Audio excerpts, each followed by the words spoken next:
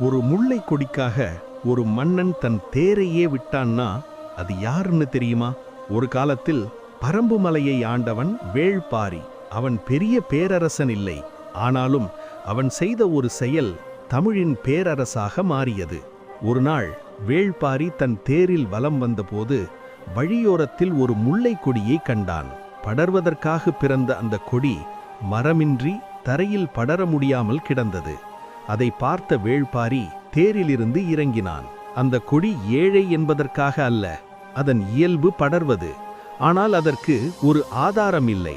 அதை உணர்ந்த வேள்பாரி தன் அரசத்தேரை அங்கே நிறுத்தி அந்த முல்லைக்கொடி தேரில் படருமாறு செய்தான். பின்னர் அந்த தேரை மீண்டும் எடுத்துச் செல்லவில்லை. அதனால்தான் தமிழகம் இன்று வரை சொல்கிறது, முல்லைக்கு தேரளித்த பாரி. ஒரு கொடிக்காக இப்படி செய்த மன்னன் வேறு எதுக்கெல்லாம் நின்றிருப்பான்?